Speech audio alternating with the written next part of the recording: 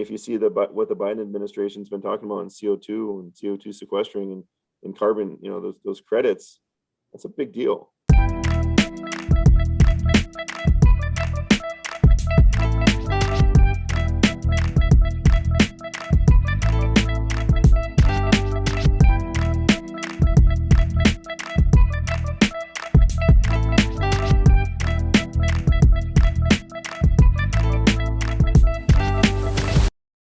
Welcome to the iHemp Hour. My name is Dave Craybill. I'm with iHemp Michigan. iHemp Michigan's mission is to educate, inform, and promote the research, development, and cultivation of industrial hemp here in Michigan. iHemp Michigan advocates for wellness in people and the planet through hemp, and it begins with the farmer.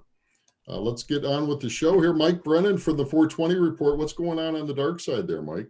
Well, I am definitely not a farmer. I'm an Ann Arbor city boy, but Ann Arbor is, as you know, you can't swing a dead cat around here without hitting a cannabis provisioning center. So anyway, I want to talk about a couple of things, and one of them involves Dave. I have a show on Wednesdays on Facebook called 420 Post. It's live from 1 to 2 p.m. every Wednesday. And next Wednesday, the new president of iHemp Michigan will be on there, one Dave Craybill. And we're going to be exploring the Delta H controversy. There's, as you know, the Delta H is a derivative of hemp, and it's sold in a lot of CBD-related products, things like that, around the country. There's a number of states that have already banned it. Others are looking at regulating it. In the state of Michigan, on Tuesday, a House committee unanimously, voted to send it to the House floor so that it would be regulated and scientifically tested, and it would fall under the purview of the Michigan Marijuana Regulatory Agency and then be sold in provisioning centers. And so there's a lot of controversy around that. There's different points of view. Dave, of course, will represent the industrial hemp side. We have Rick Thompson that'll be on there. He's a cannabis advocate. He'll be talking about, he has some issues with that. He doesn't like the regulations part. I'm just the host, and I'll try to referee all this. So it'll be an interesting show. We're trying to get some other folks like Andrew Brisboe to come on, but I think it's too early for him. He runs the MRA. So I think he'll probably wait until it becomes law before he has puts a stake in the ground as to what he thinks. And then the other thing we wanted to mention is next Tuesday at 2 o'clock, one of our people that we work with, Scott Roberts, who's a cannabis attorney, is having a live webinar free to the public. Just have to sign up for it. And if you have any questions relating to either cannabis or hemp that are of the legal in nature, you get a free hour with Scott. And it's like I say, it's live. You can ask your questions. Where else are you going to get a lawyer to give you free advice? He's normally a $300 an hour guy, but free. Free is good. You can find that information at MI Marijuana Report. Sign up there. And we welcome anybody in the hemp, folks, that want to, I'm sure you have legal issues you want to talk about. Here's your opportunity. Back to Dave. All right. Well, actually, let's go to Blaine. Blaine, do you have a little bit of news to share? I got a little bit of news, and then, of course, I'll bring some at the end of the show. I don't want to hold up. We have an exciting guest on. I hate to take up time with that. But a couple things that are happening is this Saturday, and Dave will talk more about this. We're going to have our hemp networking event in Lansing. This is going to be kind of a hybrid. We're going to have a face-to-face as well as virtual. And let's see, the next thing is January 21st, 22nd in Lansing. We are planning for our second in-person expo. So we're really excited that we're going to be able to do that. And please mark your calendar for that. We'll have more information comes out as we move along with that. So those are some of the exciting things that are happening right now. We'll try to get, I know that last week we had a little technical difficulties with me trying to do the remote where we were, but we'll try to get that video up there that shows how that machine works. And just there's so many exciting things happening behind the scenes right now. There's some legislation that's being introduced that we're riding a little shotgun on to make sure that it doesn't adversely affect industrial hemp and products that we're manufacturing with the industrial hemp materials. So just let you know that a lot of things, there's nobody else here in the industry right now and in Michigan that's doing more work than we are for everybody, for the farmers, for the retailers, the manufacturers, suppliers. So we're really excited to the role that we've been able to play and that we're continuing to be able to play for everybody. So I have a fun little recipe here at the end of the show for sure. Dave, I think with that, we'll turn it back over to you. Well, let's talk to Joe. I'm geeked up to talk to Joe. This is exciting what he's got going on. So I met Joe just recently in the last couple of weeks. He's the CEO of Innovate Marquette. It's easy for me to say. SmartZone, executive director of Invent NMU. So, Joe, let's get right into it. What got you started in this space? You're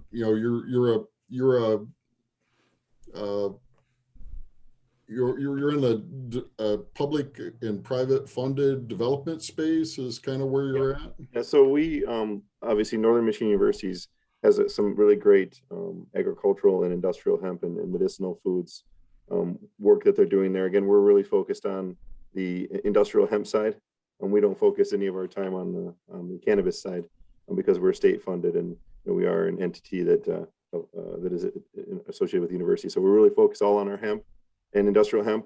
And we recognize this here in the Upper Peninsula. We've had a lot of mining and forestry industry, over the last 200 years. And the mining and forestry industry here has been prevalent. And there's a lot of opportunity with hemp products to not only convert and transition, some of that forestry industry into hemp and potentially on a large scale, as well as remediation technologies. And we look at hemp as a potential really wonderful remediation product. It's fast growing. It absorbs many of those things from these brownfields that we have. So we've got these massive brownfields throughout the Upper Peninsula. And we're working on projects right now to utilize hemp and other technologies for bioremediation. And something that's a huge opportunity for us. Obviously, the byproduct of bioremediation at this point in time, because of the toxicity of the brownfield, potentially can be used in biochars for water filtration. And we have obviously 10% of the world's fresh water here. So we want to utilize those biochars potentially for that. And then also many of the other byproducts.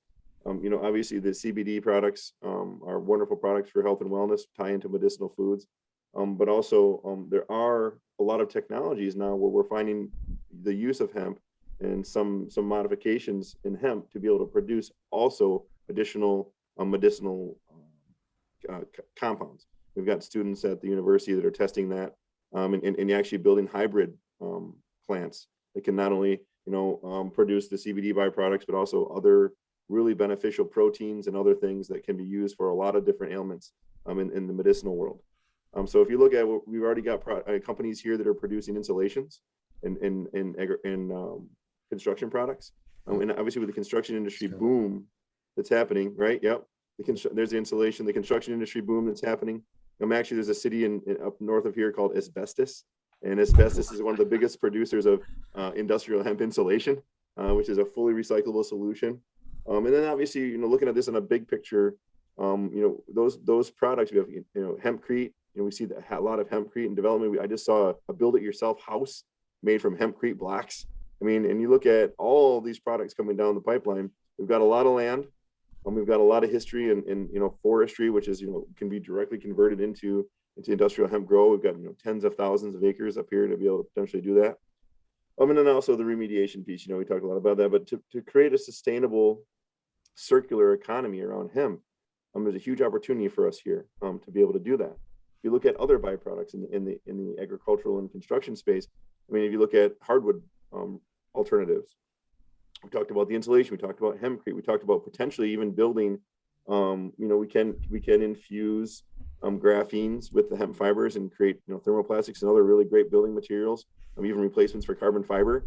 So I think what long term, the real goal here is to create a center of excellence aligned with the hemp industry and the potential for the products that it can be produced, not only even as they exist today, but also in the future. I think as time goes on, you're going to see many other products that will be produced from hemp. And then when you have a large product selection to be able to produce outdoor recreational products, we have a huge outdoor recreational industry here. Like frisbees, yeah, frisbees and many other products, yeah, right. And with industrial hemp, and outdoor recreation really combines well. These are very thin, lightweight, very strong, handle vibration very well. And when you combine different hemp with different thermoplastics and others. So I think that what we're really trying to do is look at three main themes for our innovation we want to really work on here. One of those is sustainability and one is accessibility, right? So sustainability, talking about mine remediation, water purification, CO2 sequestering. Hemp is an amazing CO2 sequestering product. And we have potentially, within 20 miles of here where I'm sitting right now, probably one of the largest step gardens in the world and the largest aquifer in the world.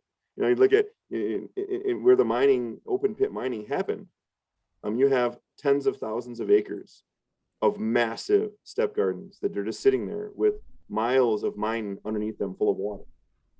If you can find a way to remediate that, take that water and purify that water, you have one of the largest gardens you could produce in the world and remediate at the same time. Okay, so if you see that vision now, you look over top of the city of Negaunee right now, you've got a 10 mile by 5 mile space that's cut into the earth that needs to be remediated. And it could potentially be one of the largest gardens we've ever seen. Now you look at the cultivation technologies we use existing with tractors and things, right? Well, those cultivation technologies don't work in that environment. But there's a lot of other cultivation technologies being tested around the world using robots and autonomous flight vehicles and these high-tech agricultural products. And that's what we're looking for, is what's this advanced agricultural model look like? If we can convert one of those mines into a massive garden of hemp, right? Suck those heavy metals out of the earth with the hemp, purify that 400 million gallons of water that's underneath in the mine tunnel, to reutilize that water on those gardens, we could create a massive CO2 sequestering location. And you'll use the biochar that you create from the grow to filter the water. Will any of the heavy metals be in that biochar? Yeah, well, they would be, but the way that biochar functions, you can still filter the water even though it has the heavy metals in, according to what they're telling us. So it becomes a process. So it takes time. Each grow has less. Each grow can absorb more from the water, and it becomes like a long-term process, right? So your first grow is going to take some of the toxins out of the water. And then as you go, continue more and more grows, by the time you get down the chain a ways, then you'll be able to do it directly. So it's a staged process and it's a long-term process, but potentially very valuable because the whole entire time you're growing that hemp, you're sequestering a significant amount of CO2 from the atmosphere. Massive. It's a double benefit. Well, your timing's really good because lumber prices have gone off the charts. They're like doubled. I have some nephews of mine in the construction industry, and they're complaining about that. And my hemp wood's looking cheaper these days. Yeah, so good timing on that. Yeah, and hardwood alternatives. I mean, many of the wood that's being taken from our area here is really for hardwood products, and that hemp hardwoods can be a great solution for that. Hemp laminates. Obviously, there's a lot of other oil byproducts from hemp too, in terms of sealing and staining, and also we're now looking at adhesives. A lot of adhesives coming from you look at 3M and what they're doing with the adhesive side. It just to me seems like right now is the time to get the research down, get the manufacturing processes down, look at an advanced agricultural model. In conjunction with, we do have a lot of land where there's been forestry has happened over the last 100 years. And all of that land, if you look at the mulch that's there, the wood mulch, we've got some really great scientific studies going on up here about, using, natural fungi, mosses, to really take that wood mulch into a fantastic mulch for growing hemp on it. And then, actually increasing the growth rates and the speed of growing the hemp in the space. And then a lot of people are kind of transitioning from the forestry industry too, and looking for ways to utilize their lands, to maximize the benefit of it. So there's a lot of opportunity. The real thing is now is looking at, can we cultivate it? Can we turn it into fibers? Can we actually turn it into these products? And that's really going to be the challenge for us. And I think that's where I was so excited to talking to Dave, and everyone that Dave's contacted me, put me in contact with is, I think that from the construction industry and from all of that side of it, that's kind of the next phase of it. And then, but from the outdoor recreational side, many products that are produced in the outdoor recreational product space could be produced with, industrial hemp. And so we've got a lot of research going on in the area with that, and we've got a lot of big push on those products, and then converting, from other materials to utilization of hemp, because obviously the fully recyclable capability of it, but also you're sequestering a significant amount of CO2. Instead of producing it from just plastics or carbon fiber. Think about how many things in that space are carbon fiber right now.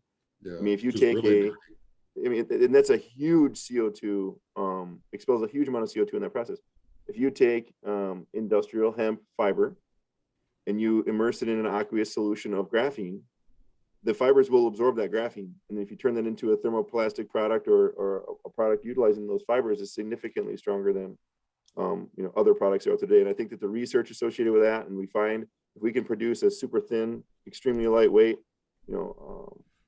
extremely strong product from that, we may have something, even significant there. But again, it's, what products can we produce and start off and like what we're doing with the Frisbees and what we're doing with other products, staying specific, but then expanding those products into every single thing outdoor recreation. I could see, if you look at the hardwood products, look at how many campers and motorhomes and camper backers for pickups, all of those things are being produced with wood or fake wood interior now, or compressed wood. All could be produced with hemp. That's a huge industry right there. It's lighter, it's stronger, the laminates are far better and stronger. And that's in just that space alone is millions of board feet of the product. And then you look at the durability for greenhouses. Right now people are using wood framed greenhouses. I think we could definitely have using hemp fiber wood and alternatives, even down to racking systems and birdhouses. There's all types of options to be able to be utilizing this. Instead, it lasts significantly better in the presence of water. I think we have some challenges with hempcrete and getting over the strength of that to be used at in the footings and things. But I think that what they're doing, I just saw the other day in the World Economic Forum, they're building a daycare in South America in like 2 weeks by printing with hempcrete. Oh, yeah. It was such a better solution. And instead of using stone, we're using the hemp, and we have a huge CO2 sequestering on the front end of that to then produce that concrete. So lots of things. Right now it's in the early stages. We just saw it initially as a huge opportunity because we have all the space and we have the potential to remediate those sites would be amazing for the Upper Peninsula. And then obviously, tying that with a CO2 sequestering aspect of it could create huge CO2 sequestering sites throughout the Upper Peninsula. And that's really what drove us to continue pushing it and really believing in the fact that we need to put some focus on the research and development from the technology side, but then also integration into products and see how many products we could actually produce. And then obviously from that point, it drives back down to how do we create enough product? How do we get enough fiber to be able to do what we need to do? And that's kind of where it's at now is, what sites can we use? Who wants to be involved in it? What sites can we remediate? And then combine that together to get as much fiber as we can. So this is pretty much basic university R&D kinds of stuff. Do you plan then to take that R&D and commercialize it into hempwood and hempcrete and all these other products? Or what's the game plan? Yeah, the idea is to really understand it, because what we have coming through our office is a lot of new and innovative ideas in that outdoor recreational space, as well as in that sustainability space. So the idea is to understand the products well enough so when we start doing designing new products, we're looking at integrating in hemp into all of those products. So that's really where it's at. Now, from a university research, I don't, they have a whole center there that they're doing that. I think that there's a lot of great programs going on there. We're hearing a lot of great things from the industrial hemp side of that. I'm more on the new ideas and invention side. So you're more of you take the basic research and look to commercialize it kind of guy, yep, right? You're the next correct. step, right? Yep, that's right. And also on the front side, when people come up with new product ideas, I just had a new product idea come in this morning, and it's a plastic product. And it's a very simple tool, really easy to build. And I said, well, you know what, we should look at, get a hold of Tony, and we should look at turning this into a hemp product, a hemp thermoplastic plastic product. the same materials we're using on the Frisbees will work perfect for this. It needs to have flexibility. It needs to have good strength, but it's not like it's a product that needs to be super durable at this time. So I think that anywhere those new product ideas come in, we say, well, I think we can build this with hemp. I think we can build this with hemp. I think we can build this. And the more products that we do that with from the onset of the design, I think makes a lot of sense. Because if you build it in from day one, I just got another product here. You may have heard of. It's called the posture plank. Well, the posture plank is a device that you use to straighten your back. An inventor came in here. He's a local chiropractor, and he's been trying to source it to be made out of wood, local hardwood.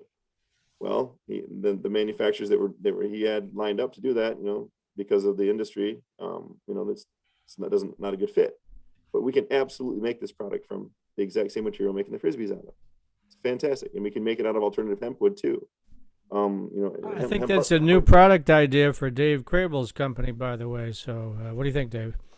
We'll see. We'll talk to Tony. Right now, we're totally focused on Frisbees because Frisbees are the race currently. But okay, one step at a time, right? Yeah. So, Joe, part of the problem I see with this is we know where things are going here, right? We're really excited about how this is all going, but the problem we're having is that chicken and the egg thing, right? Farmers aren't going to put this crop in the ground and grow it if they're not going to have a market, if they're not going to have a market for it to be able to, make money on it. Yep. So how do we get into that part of it? How do we get to these? That's why we went with the remediation approach, right?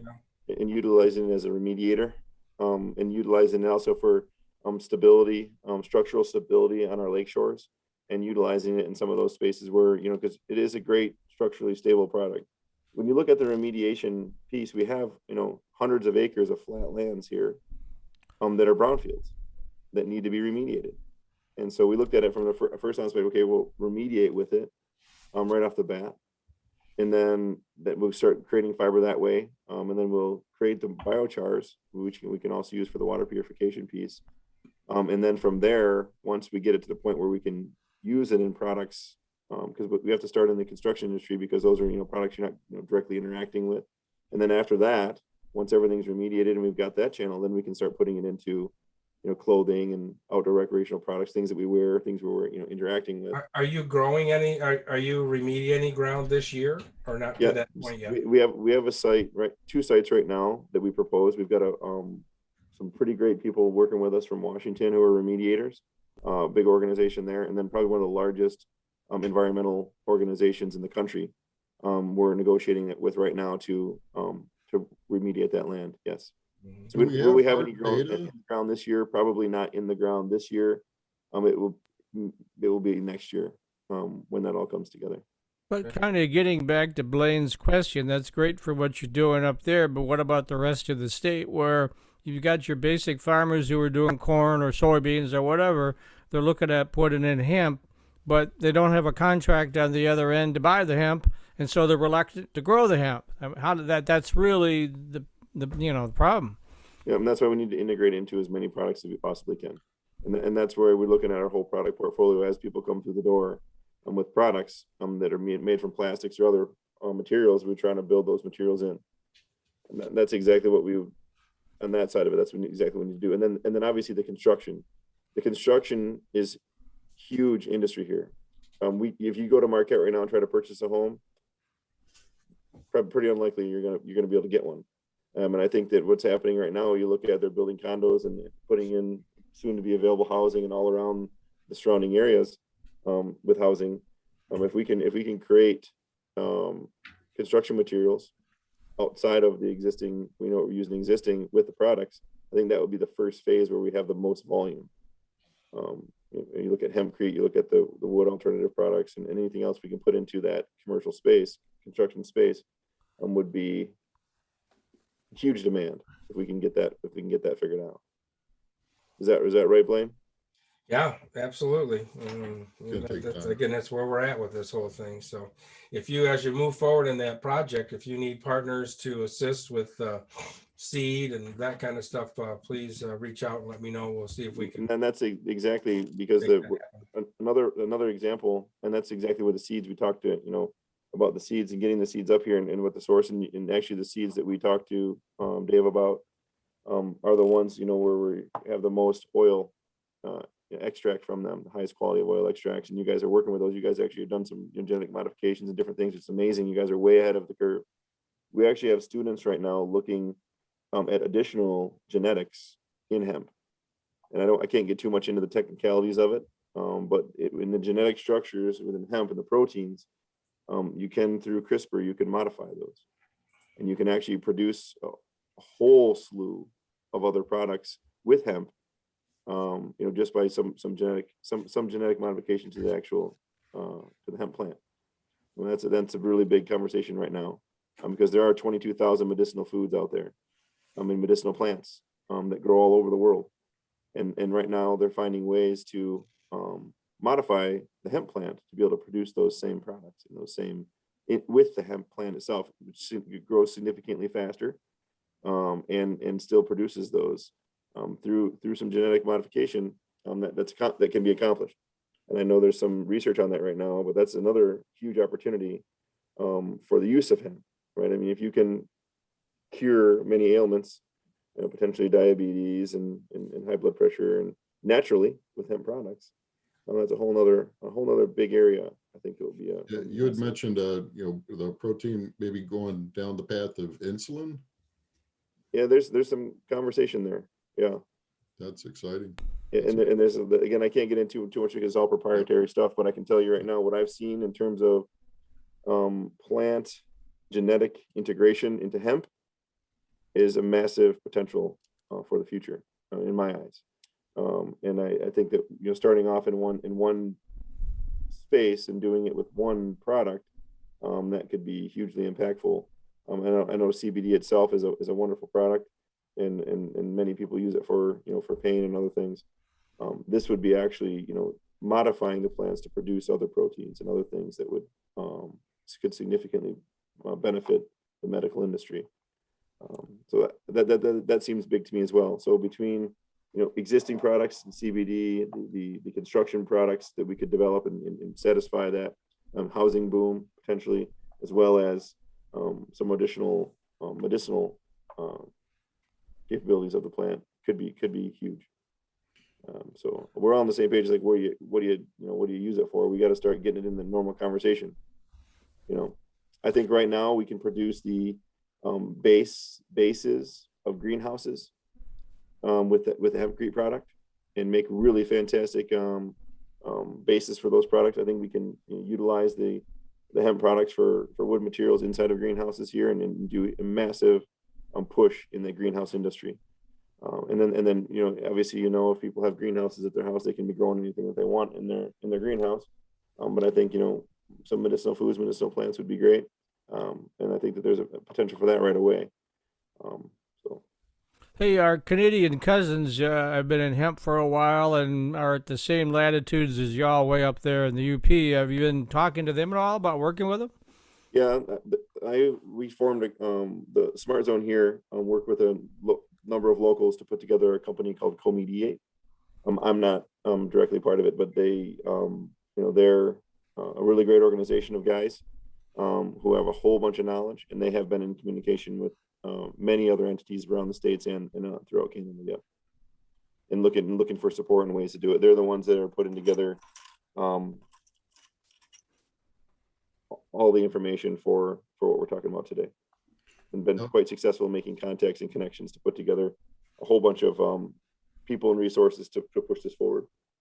Yeah, so Joe, talk about that a little bit, because we had a conversation with one of our iHemp members, and it sounds like you're gonna bring him up into the fold up there. You want to talk about that? Yeah, I'd love to. So we got to have a great conversation last week with one of the iHemp members who is looking to potentially relocate their operation and produce products. One of our right now we've launched a large campaign, a Make It Marquette campaign. That campaign is to really celebrate our local people and our local culture, but also looking for like-minded individuals who want to come up and start businesses and be a part of our community. And we're working with them to try to bring their operations, extraction operation, CBD extraction operation, and also maybe even an alternative wellness center to Marquette. And we're going to meet in the next couple of weeks and see if that's a nice fit to bring them up. And they've got 8 employees and extraction equipment. Plus, they also have a huge seed bank right? And that large seed bank, we might be able to also utilize those seeds for these projects we're trying to get going here. Yeah, we can say who he is, can we? Yeah. Michael Toohey from Great Lakes Hemp Supplement. He's a longtime iHemp member, and he has that Cannatonic 4. I think that's what you're, Yep. 80 pounds of that. What do you think we can do with 80 pounds of CBD hemp seed to help remediate the soil? What's that going to accomplish? Yeah, so I think that there's a site right now. It's about a 50-acre site. And I think that would be the starter point. And that's the one that the group has proposed to an environmental group to start getting them some grant dollars and some support, as well as our own, putting our own support into it and utilizing those seeds to get that planted and start remediating that topsoil now. Yeah. Have you grown hemp before? You do know how labor intensive it is and all that, right? Mm-hmm, absolutely. Yeah, we actually have through this an organization here. We've got about 50 people that right now that are volunteers as part of an environmental group up here that are really excited about testing it and trying it out. They've also secured some grants right now already around the surface areas of mines in the area to test it out there as well, to grow and test as a pilot project. They were awarded a little over $100,000 grant to plant and test it as a product, not only for remediation, but also as a sustainable product to put into our environment here and grow it. So you're probably looking at more of the fiber grain varieties for the remediation more than you are the CBD varieties, I assume, right? Well, yeah, I mean, we want to plant it all and we want to test it all, right? But obviously, if we're going to be utilizing the CBD oils as well as potentially having other chemicals in those in the compounds in the oil, we may want to do both. But for the remediation, obviously, you want to grow it as tall and as big as possible, and as fibers as long as possible. Yeah. But in other places beyond that, so that would just be in the remediation sites. But I think it's worth growing every type. That might tie in nicely with our guest from last week from Shemp, right? Hemp and Wool, and she needs long fibers. I think she said 4.5 inches long or something like that. Mm-hmm. I think in the thermoplastic world, the longer fibers are better for bigger pieces, for bigger products. So and some we can use some of the shorter fibers for some of the smaller thermoplastic products, but longer fibers are better too for that, for bigger components. Now, Michigan, we've been doing some research in recycling and waste in Michigan. Michigan doesn't have very good numbers when it comes to trash and recycling. One of the things to think about, does any of you guys have any idea how many times a day we touch plastic? Way too many. Yeah, I don't know. That was a question we had.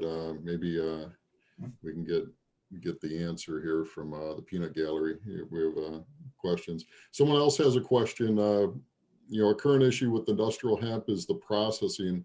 There are many end use possibilities, but they all seem to require different qualities of processing for the final product. Question then becomes, if you want to set up processing facility, what kind should it be? So, and that's something we've struggled with, because we need, like Blaine's working on the beast. You can take those CBD or marijuana stalks and mill it down, and it could be ultimately down to micronized if you needed to, whatever you need. So Blaine's got a good solution coming, with the decortication. But we need degumming. I mean, we need all these things. So we're, I guess it depends on what market you want to attack first, right?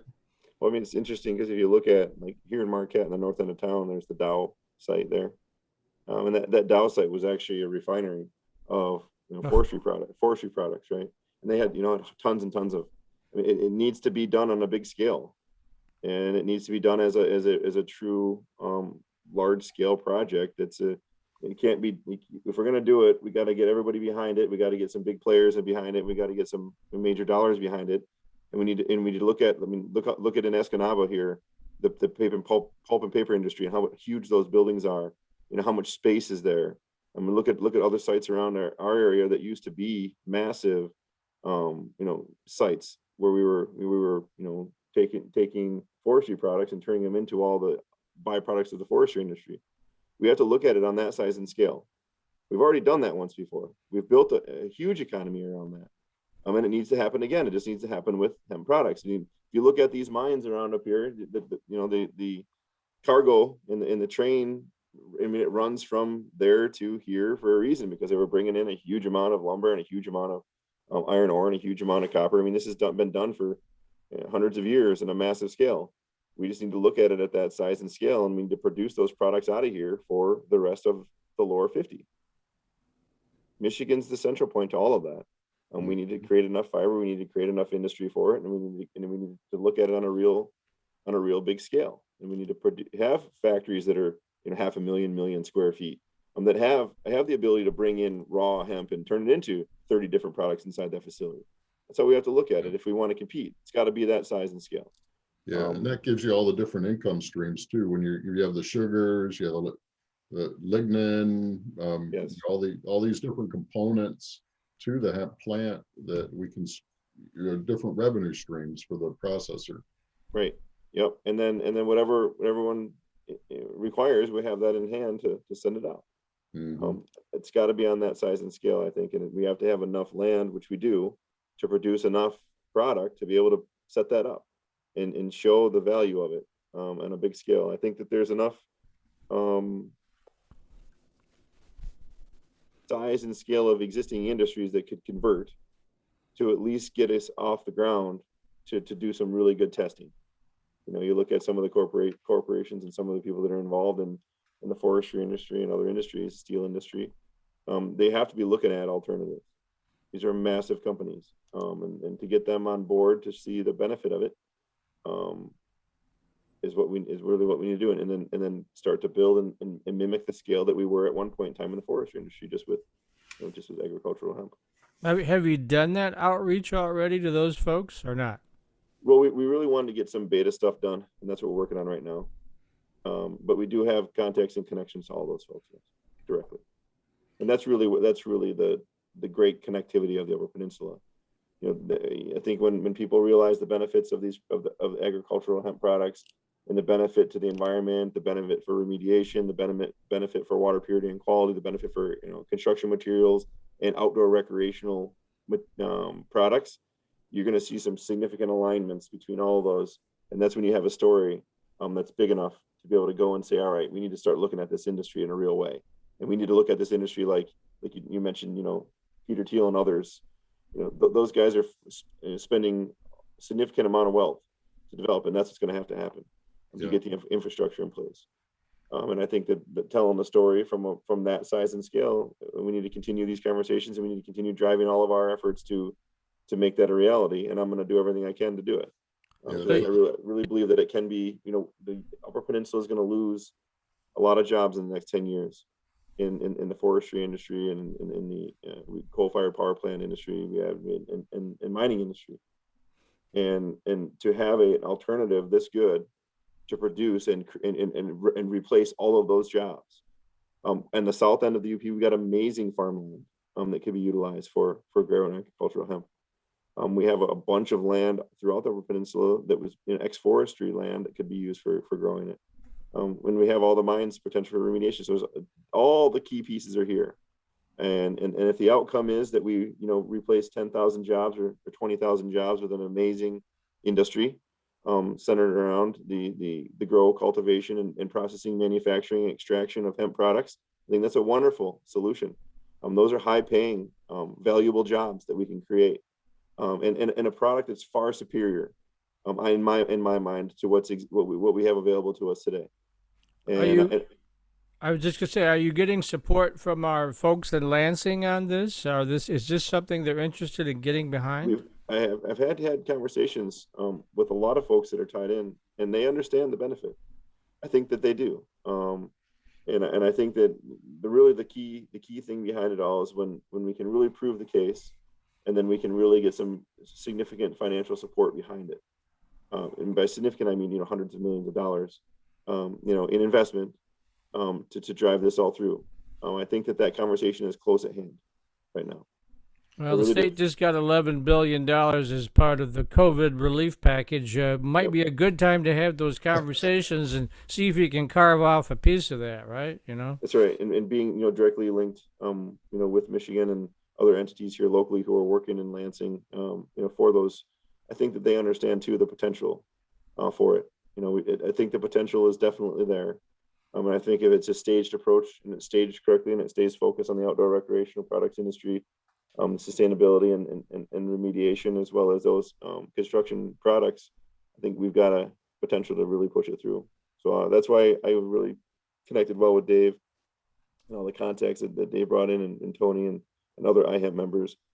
Hearing more about what's happening, I really believe that there's a huge potential to create a whole bunch of jobs in this industry. What else are you looking for? What kind of talent do you need to bring into the fold? Well, I think right now we really got a couple of key calls coming up in the next 2-3 weeks that will really kind of put us in a position where we can get these sites up and beta sites up and operational. And that's really going to be key. And then from there, then we really need to really prove that those products that we're saying can be produced. We've got a small mixed use housing project, and we've got some other projects that we can that we're working on that will really show the case that this is a great viable product. And then all of that together, then once we get to that point, then we're really going to need the support of everyone to drive this conversation at the level we talked about earlier. But I think that right now for us, it's really early stage, and I've got all those key pieces put together, and we've got a really great proposal put together to have a couple of great highlight sites up here. One of those things I think that would really serve well is creating these small modular homes out of hemp, because as you mentioned, the housing market right now, I think there's a huge bubble. This is not the time to buy a house, because I think we're going to go down here pretty soon. But the point being is there's a lot of people, just average people, that, this town is crazy. I won't even tell you what the average selling price is here, but even across the state, it's out of reach for a lot of people. So if we could come up with something, and these modular houses, once you get the foundation in, heck, you can snap them up in, a week or less or so. I think that would be a really cool thing to address. Yeah, there's some discussion about modular, but also container housing. Some other really cool creative ways to do it.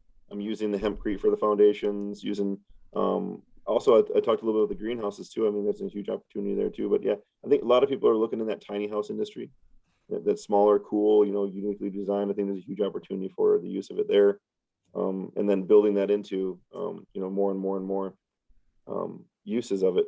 Again, from my perspective, I've got a huge vision for what it could be for the future. Even being integrated into different types of vehicles. We have a lot of helicopter production up here. We've got other flight vehicle production. It's a fantastic product for when we have a high vibratory stress, and those too. So I mean, it's like, where do we start? And I think that for us, it's remediating a couple sites, using the biochars from the remediation to look at water purification, and then beyond that, moving into those construction products and doing some examples of that. So we have a question, Doug Bennett's asking, further about the processing. Do we already know the best processing specs for hemp lumber, plywood, concrete, et cetera? And I think, it's happening now. So Doug, if I would reach out, if you're interested in like lumber, Greg Wilson from Hempwood, he's who did this. He's already made the mistakes, and what's cool about the hemp industry and, the people that we're talking to is there's a lot of willingness to collaborate, be fair, don't steal from other people, but there is a bit of an openness because we're all in this together. What's it we were saying, Blaine, we're going to do those t-shirts. There's no,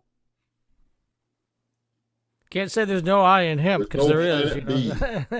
So we're on planet A. We're on Mothership Earth. I think you might be muted, Blaine. I'm sorry, but yeah. So there's no planet B, Dave. Yeah. So we need. We're all in this together. This is so cool what you're doing, Joe. So what's it like living in Marquette? So we've come up to Marquette. I mean, we're gonna freeze. No, actually, Marquette right now it's about 70. Yeah. We have probably some of the most beautiful landscape I've ever encountered. Obviously, I came to school up at Northern Michigan University back in the 90s, 2000s, and I fell in love with it then. And at that time, being an industrial engineer, there wasn't a lot of opportunity up here in the Upper Peninsula for me.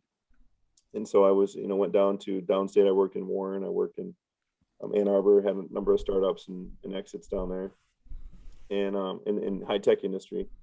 And then I was blessed with this job to come back here and be a part of this innovation ecosystem and actually utilize all those years of experience on startups and new businesses to be in the area. It's wonderful here. The community here is amazing. The culture here is amazing. This fits really, really well with the culture here. That's a big thing, right? The Upper Peninsula is known for its environmental stewardship. It's known for its, sustainable and water quality, water purity. But obviously very, very well known for the hard work and, being willing to, put that grit in and work hard and produce products. Obviously in the steel industry and the copper industry and all the mining and forestry that's here. So Marquette is an absolutely fantastic place. Probably one of the greatest outdoor recreation areas I've ever been involved in. I could literally get 6 minutes away. I can be snowboarding. I can be out in the middle of the wilderness. I actually on Friday night, last Friday at 5:30 in the afternoon, I decided I wanted to throw my tent in the back of my car and cruise out 15 minutes out of town. I'm in the middle of the wilderness and I'm rustic camping. It's unbelievable here. So you and the black flies and the bears have gotten to know each other pretty well by now. Then, right? We haven't got the black flies yet this year, but they come, right? I went camping up there one time, and I thought we were going to get eaten alive by them black flies, So it can get pretty hairy out there with those guys. But yeah, we try to pick early season, late season, and then obviously the wildlife here is pretty amazing too. Being out there and being with wildlife that this close to town. And then obviously the water, I was out yesterday and the day before just walking in the water, and you can obviously just, walk right down here to the largest body, one of the largest bodies of fresh water in the world. So it's just minutes away. It's fantastic. Yeah, I wanted to mention too, I'm sorry to interrupt, but Ann Arbor, the University of Michigan is going to start growing hemp to experiment with it, just doing the exact same thing you're doing. And if you want, after the show, if you want me to connect you with those folks, I'd be happy to. And of course, great. Michigan State, I believe, has been pretty active in that space as well. So you bet. Yep, and I think that Northern Michigan University and agricultural hemp and obviously the medicinal foods program has been really a great focus. They've got a lot of really great students there that are doing really wonderful things. And I think combining those resources is big. Like you said, in this industry, we're very open to collaborate. We want everybody we possibly can get to the table that has interest to move forward. And I think you see that at the university level too, which is great. Hemp in my mind is bigger than just products. It's bigger than just, what we're going to do with it. It's actually, a way for us to flip what we've done in terms of CO2 and atmospheric impact. And if we can produce a huge industry where we're growing a massive amount of this around the world, we're offsetting that what's been done. So I think that people recognize that from an environmental impact perspective, and I hope that people continue on to believe. I mean, some of the numbers I've seen is you can sequester 25 times more CO2 per acre than with agricultural hemp than you can with regular forestry, just with trees. So that's a big impact. Do we have hard data? Joe, this is definitely. Go ahead, Dave. Well, I'm just wondering, I hear these numbers, 25 times more, but do we really have the research yet? Or, part of what you're doing is to collect. That's what we're trying to do. That's what we're trying to collect. Yeah, trying to find out. Yep. And what the optimal spacing is for the maximizing of that. I mean, if you see what the Biden administration's been talking about in CO2 and CO2 sequestering and carbon, those credits, that's a big deal. What that a huge impact. I mean, if you look at, for instance, if I'm a huge corporate entity and I'm in one of these high CO2 producing industries, wouldn't I want to invest in something that can offset those, and so I can still maintain my work in that industry? I think so. I think there's a nice play utilizing that aspect of it to say to some of these huge entities who are big CO2 producers that we have an opportunity for you to utilize and offset what you're producing. And hopefully that conversation can continue. I like to see that coming from the federal level. And I do like the change in the environmental stewardship and the discussion about environmental impact. And finding ways to really begin to offset that. Because if you look at those numbers too, I mean, the curve is like this. It's like, oh my gosh, we've made this huge impact. Now we have to do something about it. If we can create a humongous, massive hemp industry producing, hundreds of products, instead of producing with other, not more non-environmentally friendly products, we can make a huge impact, a massive impact, in a new industrial revolution that's more focused on environmental stewardship rather than just producing as many products as we possibly can. Aren't we going to get a lot of pushback? I think some of this legislation, is motivated by big pharma and those industries that we're going to disrupt. How do we overcome that? Because they're pretty entrenched and they have big dollars. Yeah, for them to recognize the benefits of doing it the right way. Okay. Social pressure. Yep. That's one way. Yeah. Well, Joe, this is definitely a topic that I think we're going to want to have at the expo for sure. So we need to work this summer to work on this with you and be able to have this at the expo. See, and Joe won't be scared to come to Lansing in January. We're always be like old home week for him, come to right? Lansing in January. No, it's good.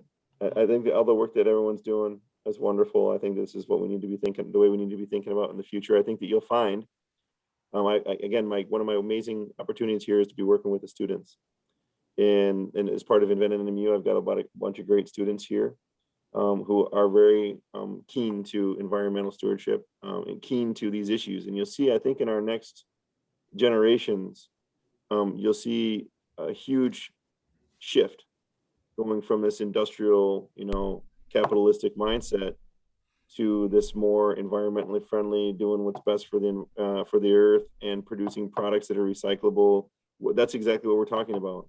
So I think it's a generational thing where, if we continue the work we're on now and we continue to drive through and we continue to build these test sites and case studies and, getting this proven, the next generations that are coming through as citizens of the United States are gonna be even more keen to ensuring that we're producing products that you can grind up and turn into a new product. And so we have a huge support coming. So when we're beyond now and we've handed the torches over, those students and those individuals at that age will be significantly behind what we've started and what you guys have started. I do believe that. I think if you talk to most of my students and talk about what we're talking about with the remediation, water purification, environmental aspects of it, you're going to get a huge support.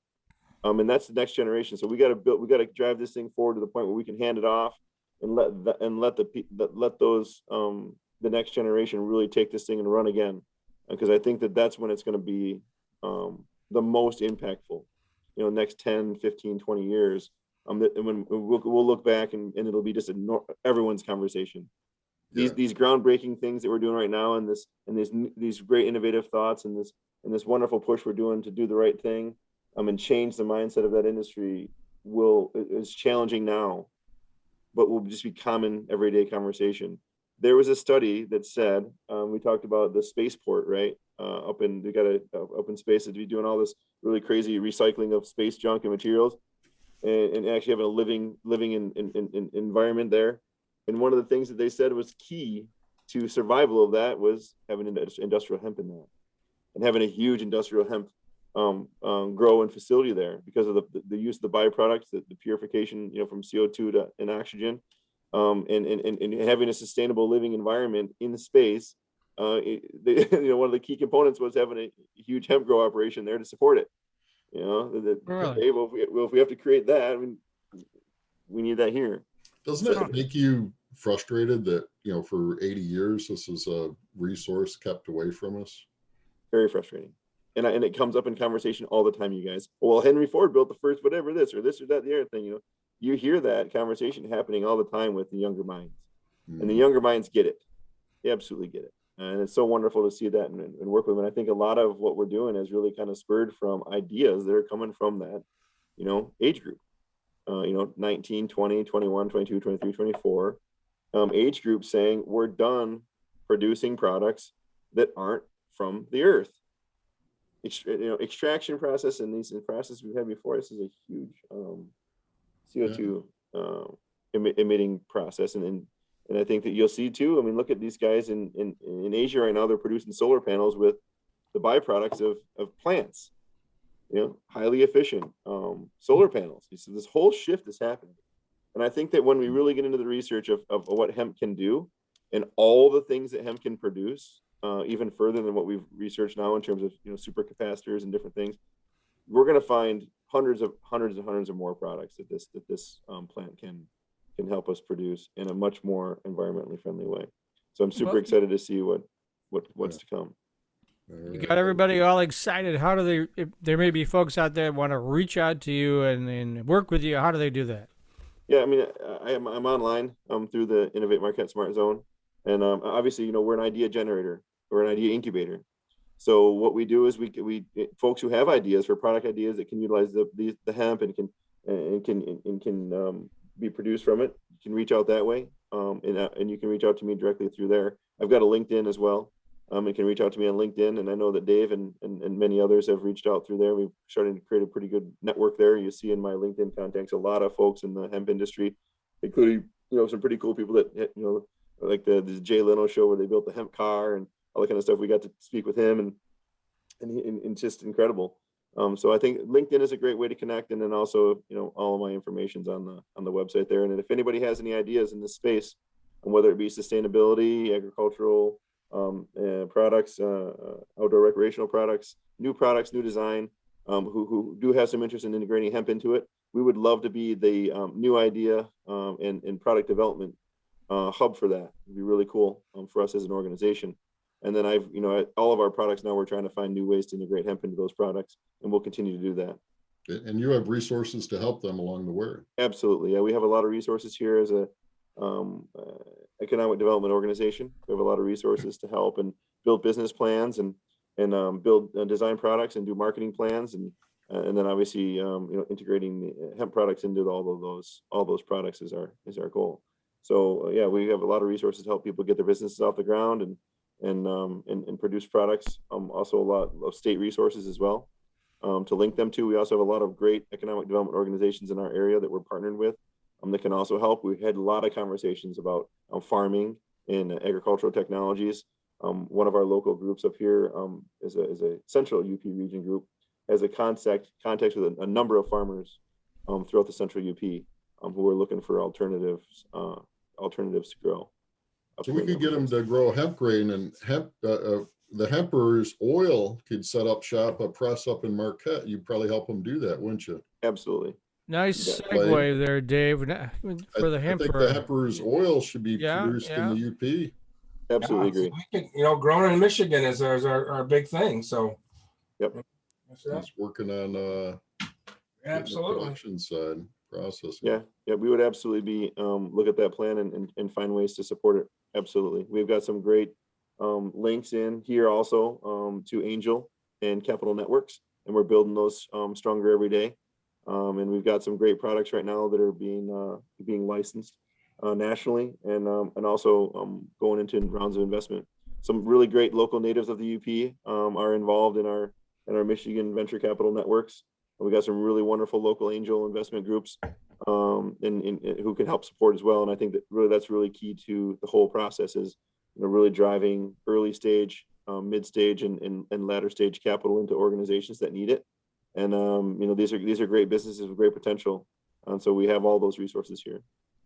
Excellent, man. I really appreciate you, Joe. Thanks for coming on the iHemp Hour. You got it. Thanks, guys. I think you got to stick around now. Because the best part of the show now. I'm excited to see what we got for the rest of you this week. Yeah. All right. Well, a little bit of news first before we get into that. So the introduction of a Senate hemp market bill is expected soon. The Senate version of the bill legalizing CBD as a dietary ingredient is reportedly slated to be introduced soon, perhaps as early as this week. Mm-hmm. Several sources, including the office of one senator, have confirmed the reports. While the language of the bill is yet to be revealed, it reportedly will mirror to a large extent, that of the House measure HR 841, which we've been telling everybody to get your representatives to support that, and if they have, you want to make sure we thank them for that. So we're really excited for that to be happening. And I look forward for more news on that coming up in the very near future. Another thing, we were talking about housing a little bit earlier, and they have, let me see if I can get to it here.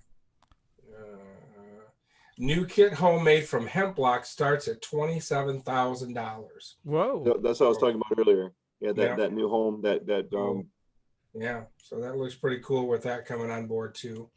Here's one that was really interesting. I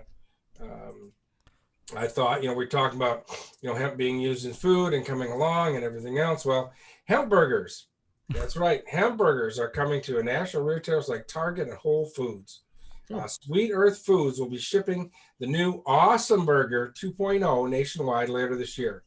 Awesome. The burgers are made from hemp, fava beans, and bean protein, and will be available for purchase nationally at locations including Target, Whole Foods, HEB, Sprouts, and Amazon Fresh. So as soon as I can get my hands on some of that, we'll have it. We'll definitely have the Hemper cooking one of them up. That's for sure. We can get those. A few things coming from, let's see, Indiana. Don't forget that the Midwest Hemp Database, you can still get involved in that if you want to do, if you're growing. Don't forget also that you need to report your acres this year to the FSA office. That's a requirement. So if you have questions on that, get a hold of us. We'll be able to help. I'm going to help one of our members this Friday actually get that taken care of down in Berrien Springs. So that's happening. And then Hemp at the Crossroads, that's coming in Plainfield, Illinois. That's December 1st and 3rd. So we'll get some information on that, and that'll be a face-to-face. So we're looking forward for that for sure. I was thinking that was Indy. It's in Illinois. Did I say Illinois? Yes. Plainfield, Illinois. Well, I'm probably wrong there because it is Plainfield, Indiana. Oh, okay. Well, Illinois, Indiana, That's yeah, cool. well, they're right next to each other, right? So yeah. Oh. And you guys got some big event coming up this weekend now too, don't you? Yeah, we sure do. We've got our hemp working network. Dave, maybe you want to talk a little bit about that a little bit? Yeah, so we thanks to our sponsor Veritas Labs, we have a room secured right outside the Lugnut Stadium. It's so right downtown Lansing. There's Lansing Lugnuts.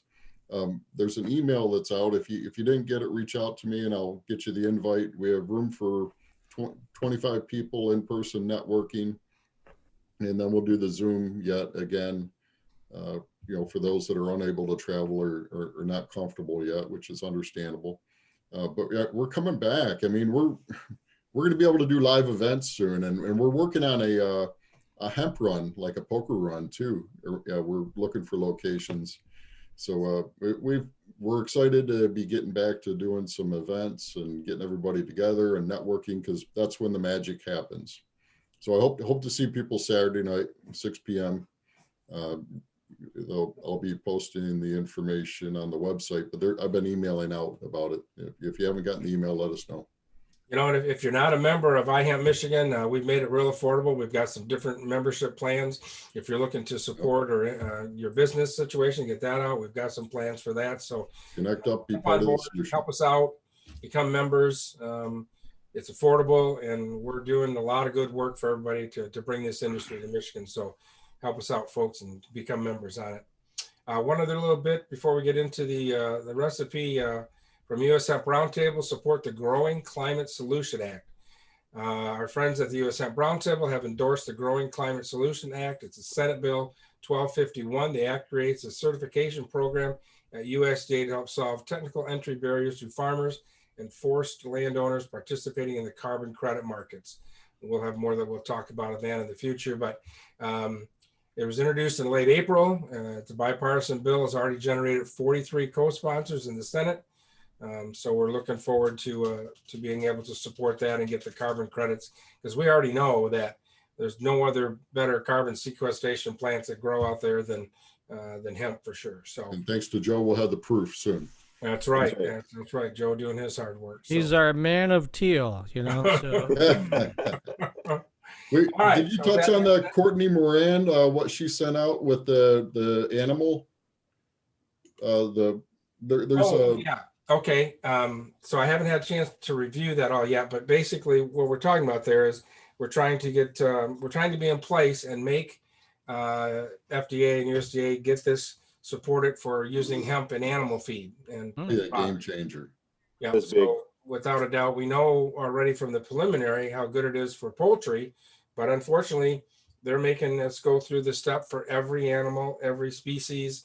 But we're pushing ahead on that, and the Hemp Feed Coalition is doing a great job being able to push that through. We're looking at putting some legislation language here in Michigan in the near future, so that when that becomes available, we're not behind the curve. We're ready to go ahead and be able to do that and put that into to our animal feed here. So Yeah. again, a lot of great things we're doing behind the scenes here, folks, for everybody. So Yep. All right. That being said, Dave, can I share my screen? Oh, he's already got it. He's on that, you know. Man, he is on it. Ready. He's the president now, so he's got that down. So Yeah. All right. So today we're getting because we're coming up to that season with the blueberries. ooh. We have a blueberry hemp seed salad drizzled with creamy tahini dressing. Prep time is about 5 minutes. So again, you know me, I like things simple and easy, pretty much there. So and this I want to make credit to where I got this. This is from Carissa's vegan kitchen. Easy for you to say. I'm It telling is. you know. So. Carissa's vegankitchen.com. That's where I got this one from. Okay. So two cups of small greens, and you can use whatever greens you like. I like spinach greens myself. 1 small cucumber, half a cup of blueberries, 1 to 2 tablespoons of hemp seed. Then the dressing you make with a 1/4 cup of tahini, 1 tablespoon lemon juice, 1 large clove, fresh garlic minced or crushed, 6 to 8 tablespoons of water, salt and pepper to taste. Whisk together all the dressing ingredients in a small bowl until smoothie and cream. Assemble your salad with the greens, blueberry hemp seeds, and drizzle the dressing on top. Makes a great side dish for any other of the hemp recipes that we have on the site. So Sounds healthy and sustainable. it does, Yes. doesn't it? Absolutely. Sounds delicious. Yeah. So I want to thank everybody today. Joe, again, thanks. We definitely want to make sure that we get something set up here for the expo to have you there and talk about this topic and where we're going with it. So we certainly appreciate that for sure. So, You gotta thank you guys. and I think Dave's got up there the membership stuff. So, And you should have a lot of great research in hand by January, I would imagine, right? Yep, so absolutely. Yep. all right. Well, we'll see everybody. Thanks everybody. Anything for the cause before we got off, guys? If See you not, Saturday. we'll see everybody next Thursday at noon. All right. Thanks for joining, Have a guys. Thanks. Peace and love. Thanks, Joe. You're welcome. Thank you.